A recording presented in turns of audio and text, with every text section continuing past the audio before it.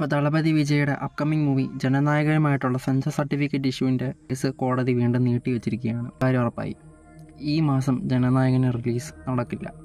ഒരു പക്ഷേ ഇനി കോടതി വിധി അനുകൂലമാവുകയാണെങ്കിൽ ജനനായകൻ പടത്തിൻ്റെ റിലീസ് ഡേറ്റ് ഫെബ്രുവരി നടത്താനാണ് പ്രൊഡ്യൂസേഴ്സിൻ്റെ തീരുമാനം. കാരണം പടം മാർച്ചിലേക്ക് കൊണ്ടുപോകാൻ പ്രൊഡ്യൂസേഴ്സിന് ഒരു താല്പര്യമില്ല. ഫോർ തമിഴൻസ് മാർച്ച് എന്ന് പറയുന്നത് ഒരു വീക്ക് ടൈമാണ് അവർക്ക്. അപ്പോൾ മാർച്ച് മാസങ്ങളിൽ റിലീസായി ഏറ്റവും കൂടുതൽ കളക്ഷൻ കിട്ടിയ മൂവി നടിപ്പിൻ നായകൻ സൂര്യയുടെ ഈറ്റിയാണ്. ഏകദേശം 100 കോടിക്ക് അടുത്തായിരുന്നു ഈ പടത്തിൻ്റെ കളക്ഷൻ വന്നിരുന്നത്. ഈ ജനനായകൻ മാർച്ചിൽ റിലീസ് ആവുകയാണെങ്കിൽ ആ ഹെവി വർക്കിംഗ് ഡേയ്ക്കിടയിൽ കളക്ഷൻ കിട്ടുമോ എന്നുള്ളത് ഡൗട്ട്ഫുള്ളാണ്. ഇപ്പോൾ തമിഴ് സിനിമയ്ക്ക് മാർച്ച് എന്ന് പറയുന്നത് അത്ര നല്ല മാസമല്ല. ഏപ്രിലും മെയ്യും ഈ ഇലക്ഷൻ വർക്ക് നടക്കുന്നത് കൊണ്ട് തന്നെ പ്രൊഡ്യൂസേഴ്സ് കൂടുതൽ ഏൺ ചെയ്യുന്നത് പടം ഫെബ്രുവരി റിലീസ് ചെയ്യാനായിരിക്കും. റിലീസ് ഡേറ്റ് മാറ്റി വെച്ചത് കൊണ്ട് തന്നെ പടത്തിന് പോസിറ്റീവായും അനുകൂലമുണ്ട്, എന്നാൽ നെഗറ്റീവായും പടത്തിനെ ബാധിച്ചിട്ടുണ്ട്. പോസിറ്റീവായ കാര്യം എന്താണെന്ന് വെച്ച് കഴിഞ്ഞാൽ ഈ പടം നേരത്തെ ഫിക്സ് ചെയ്ത ഡേറ്റ് ജനുവരി 9 അന്നായിരുന്നു പ്രഭാസിൻ്റെ രാജാസാബ് റിലീസായിരുന്നത്. അതിൻ്റെ കൂടെ ക്ലാഷ് വെച്ച ഓവർ റീച്ചിൽ ജനനായകന് കിട്ടേണ്ട സ്ക്രീൻ കൗണ്ട് കുറയും.